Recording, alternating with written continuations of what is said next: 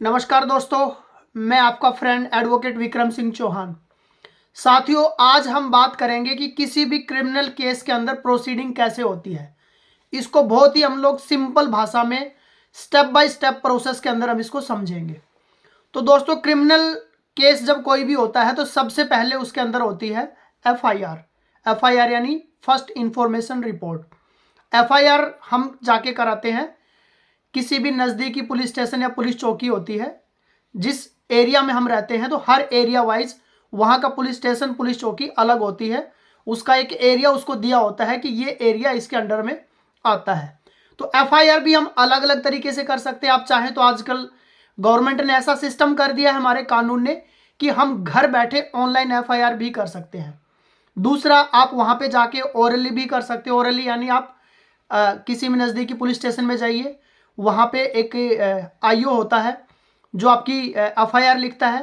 तो आप उसको वर्बली वहाँ बताएंगे और आपकी बातों को सुन के आप जो उसको बताएंगे वो आपके बिहाफ पे वहाँ पे एफआईआर लिख देगा। तीसरा ये हो सकता है कि आप खुद घर से अपना कंप्लेंट जो भी आपको एफआईआर लिखवानी है आप लिख के लेके जाएं और उसको वहाँ पे वो दे दें। उसको देख के वो अपना एफआईआर आपको तैयार करके दे देगा और फ्री में उसकी एक कॉपी भी आपको देगा। आजकल जीरो एफआईआर भी हो गया। जीरो एफआईआर क्या होता है? कई बार क्या होता था कि आपने मान लीजिए कोई पुलिस कंप्लेंट की और आप जब थाने के अंदर पुलिस कंप्लेंट करने पहले जाते थे तो पुलिस वाले बोलते थे जी कि ये एरिया तो हमारे अधिकार में नहीं आता है, हमारे थाना क्षेत्र के अंदर नहीं आता है, तो पुलिस वाले एफआईआर नहीं करते थे। लेकिन अभी जो हमारे नए क्रिमिनल कानून आए हैं जो अभी 1 जुलाई 2024 से लागू हो गए हैं, बीएनएसएस और भारतीय साक्ष्य अधिनियम, उसमें क्लियर बता दिया गया है कि आप जीरो एफआईआर कर सकते हैं। जीरो एफआईआर यानी आपको एफआईआर लॉन्च करनी पड़ेगी, उसके बाद वो कंप्लेंट जो आपका एरिया है, जो आपका क्षेत्र है, जिस थाना क्षेत्र के अंदर आता है, वहां पे आपकी एफआईआर जो है वो ट्रांसफर कर दी जाएगी। तो ये सबसे पहला आपका एफआईआर कोई भी आप कंप्लेंट करते हैं वो आता है। अब एफआईआर जो होती है वो सिर्फ कॉग्निजेबल जो ऑफेंस होता है, यानी जो जिसके अंदर थोड़ा सा क्राइम बड़ा होता है, जैसे हत्या हो गई, कोई बलात्कार हो गया, कोई डकैती हो गई, जो संगीन प्रकार के अपराध होते हैं, ऑफेंसेस होते हैं, उसके अंदर एफआईआर पुलिस स्टेशन में डायरेक्ट लिख ली जाती है। और जो थोड़े से कम संगीन होते हैं, यानी जिसके अंदर 3 साल से कम साल की सजा होती है जिस ऑफेंस के अंदर, उसमें कई बार पुलिस डायरेक्ट जो है आपकी एफआईआर नहीं लिखती है, वो एक एनसीआर होता है, नॉन कॉग्निजेबल रिपोर्ट बोलते हैं, वो लिख लेते हैं। तो उसके लिए आप चाहें तो डायरेक्ट जो भी आपके नियर बाई कोर्ट है वहां पे आप जाके मजिस्ट्रेट के थ्रू कंप्लेंट भी कर सकते हैं। इसको हम लोग प्राइवेट कंप्लेंट भी बोलते हैं। तो ये हमारा सबसे पहला फर्स्ट स्टेप है कि आप या तो कंप्लेंट रजिस्टर करेंगे, कंप्लेंट आपकी रजिस्टर होती है मजिस्ट्रेट के थ्रू, या फिर आप जाके थाने में, अगर कॉग्निजेबल ऑफेंस है, संगीन अपराध है, तो आप थाने में डायरेक्ट जाके आप वहां पे अपना एफआईआर कर सकते हैं। ये आपका फर्स्ट स्टेप है। उसके बाद पुलिस आपकी एफआईआर लिखी गई है, उसके बाद पुलिस अपना इन्वेस्टिगेशन स्टार्ट करता है। इन्वेस्टिगेशन में पुलिस सबसे पहले उस घटनास्थल पे जाएगी जहां पे ये घटना हुई है। तो वहां पे उनके पास फॉरेंसिक लैब के लोग होते हैं। पुलिस अपनी पूरी इन्वेस्टिगेशन करती है, उस एरिया को देखती है, आसपास पूछताछ करती है, कोई सीसीटीवी कैमरे लगे हैं तो उसकी पूरी वहां से इन्वेस्टिगेशन करती है। कौन कौन लोग वहां पे विटनेस थे, गवाह थे, उनसे पूरे उनके बयान लेती है, सबूत वहां से जुटाती है। तो ये पूरा का पूरा काम पुलिस इन्वेस्टिगेशन के अंदर आता है और पुलिस अपनी इन्वेस्टिगेशन करती है। अगर वो ऑफेंस मैंने बताया कॉग्निजेबल है, संगीन अपराध है, तो पुलिस उसमें अपना गिरफ्तार भी कर सकती है। गिरफ्तार करने के बाद अगर वो अपराध ज्यादा बड़ा नहीं है तो कुछ अपराध ऐसे होते हैं जिसके अंदर पुलिस स्टेशन से पुलिस डायरेक्ट सामने वाले जो भी अक्यूज पर्सन है उसको जमानत वहां से दे सकती है। कुछ ऑफेंस ऐसे होते हैं जिसमें पुलिस के पास पावर नहीं होती है। तो गिरफ्तार करने के बाद विद इन 24 आवर्स पुलिस की ये रेस्पॉन्सिबिलिटी है कि वो आपको नियर बाई किसी भी कोर्ट में जज साहब के सामने, मजिस्ट्रेट के सामने आपको वहां पे पेश किया जाए। और वहां से अगर आपका ऑफेंस उनको पता चलता है कि आपने किया है तो या तो आपको वापिस पुलिस हिरासत में भेज देंगे या फिर आपको लॉकअप में भेज देंगे, आपको वहां से जेल भेज देंगे। ये सारी चीजें होने के बाद पुलिस पूरा, जब आप पूरे सबूत जुटा लेती है, गवाहों के बयान करा लेती है, पूरा अपराध का पूरा विवरण एक बना लेती है, तो उसके बाद पुलिस अपनी चार्जशीट देती है कोर्ट के अंदर। कोर्ट में यानी पुलिस ने फाइनल अपना जो उनको इन्वेस्टिगेशन करना था वो करने के बाद आपकी फाइल जो है, जो भी जुडिशरी उसके अंदर जुडिक्शन के अंदर जो आप आता है आपका एरिया, हर थाने का एरिया अलग होता है, और हर थाने के हिसाब से अलग अलग मजिस्ट्रेट को अपॉइंट किया जाता है।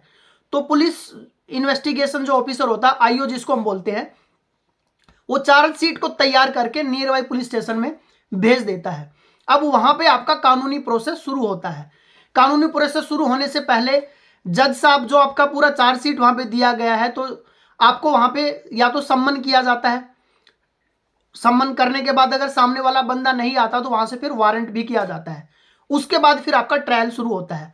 तो ट्रायल से पहले जज साहब आपको जो भी आपके खिलाफ जो भी केस हुआ है वो अच्छे से आपको पूरा पढ़ के सुनाते हैं कि आपके ऊपर ये धाराएं लगी हैं, ये केस किया गया है, तो इसमें आप गिल्टी प्ली करते हैं या नहीं करते हैं। गिल्टी प्ली का मतलब है कि आप ये मानते हैं या नहीं मानते हैं कि आपने गुनाह किया है या नहीं किया है। अगर सामने वाला बंदा बोलता जी ठीक है मेरे से गलती हो गई और मैं गिल्टी प्ली करता हूं, तो वो अब जज साहब के ऊपर डिपेंड है कि उस धाराओं के अंदर जो उसके ऊपर केस बना था उसमें वो उनको जो प्रॉपर सजा है वो दे, या उसने खुद से प्ली गिल्टी कर लिया है तो थोड़ी बहुत सजा उसमें उसकी कम कर दे। अगर उसने सामने वाले ने गिल्टी प्ली कर लिया तो केस वहीं की वहीं खत्म हो जाएगा, आगे प्रोसेस नहीं होगा। जज साहब वहां पे आपको सजा सुना देंगे और वहां से वहीं से डायरेक्ट जेल में भेज देंगे। अगर सामने वाला बोलता है जी मैं तो ट्रायल फेस करूंगा, मैं गिल्टी नहीं हूं, मैंने कोई अपराध नहीं किया है, तो वहां से फिर आपकी केस की प्रोसीडिंग जो है वो शुरू हो जाती है।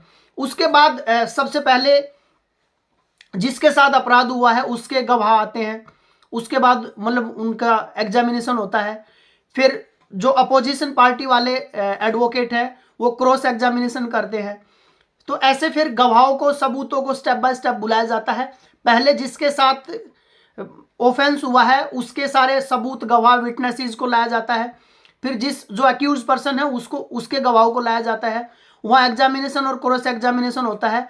और इन सारी चीज़ों के ऊपर, इन बहसों के ऊपर, सबूतों के प्रस्तुत करने के बाद, सारी चीज़ें देखने के बाद अंत में लास्ट में जज साहब या मजिस्ट्रेट साहब फैसला सुनाते हैं। वो देखते हैं कि किसकी गलती है किसकी नहीं है, उस पर पूरा रिसर्च करते हैं। दोनों पक्षों को अच्छे से सुना जाता है। उसमें ये नहीं कि एक पक्ष को सुन के उन्होंने फैसला दे दिया, क्योंकि हमारे यहाँ पे लॉ के अंदर एक कहावत होती है कि भले ही 1000 मुजरिम छूट जाए लेकिन किसी एक बेगुनाह आदमी को सजा नहीं मिलनी चाहिए। इसलिए कोर्ट जो है वो दोनों पक्षों को पूरा मौका देता है कि वो अपना पक्ष वहां पे रखे और उसके बिहाफ पे लास्ट में जज साहब डिसाइड करें कि कौन गुनहगार है और किसको कितनी सजा मिलनी चाहिए। उसके बाद जज साहब अपना फैसला सुनाते हैं। अगर उस फैसले से एक्यूज पर्सन या जिसके साथ ऑफेंस हुआ था वो सेटिस्फाइड नहीं है तो ट्रायल कोर्ट को वो आगे जो है, जिस भी स्टेट से वो बिलोंग करते हैं, हाई कोर्ट में जाके उसके लिए वो वहां पे अपील कर सकते हैं। अब वो हाई कोर्ट पे डिपेंड करता है कि उस अपील को वो मंजूर करे या ना करे। वहां पे भी मान लीजिए हाई कोर्ट ने फैसला दिया और वहां पे भी अक्यूज पर्सन या जिसके साथ ऑफेंस हुआ है वो लोग उससे सेटिस्फाइड नहीं है, तो वो लोग फिर वहां से सुप्रीम कोर्ट में अपील कर सकते हैं। और वहां भी सुप्रीम कोर्ट के ऊपर ही डिपेंड है, जो माननीय सुप्रीम कोर्ट है, कि वो उसको एक्सेप्ट करें अपील को या ना करें। और उसके बाद जो भी फाइनल डिसीजन होता है वो वहां से उनको दे दिया जाता है। तो इस प्रकार हमारी पूरी प्रोसेस चलती है। क्रिमिनल कोई भी केस होता है, कोई भी ऑफेंस होता है, तो उसकी प्रोसीडिंग इसी प्रकार होती है। वो स्टार्टिंग में अपना पूरा एफआईआर से स्टार्ट हो गया, पूरा इन्वेस्टिगेशन से लेके उसके बाद गिरफ्तारी, जमानत, उसके बाद चार्जशीट, उसके बाद पूरा ट्रायल, ट्रायल के बाद जज साहब अपना जजमेंट देते हैं और उसके बाद अपना आप अपील कर सकते हो और जो फाइनल डिसीजन होता है वही मान्य होता है।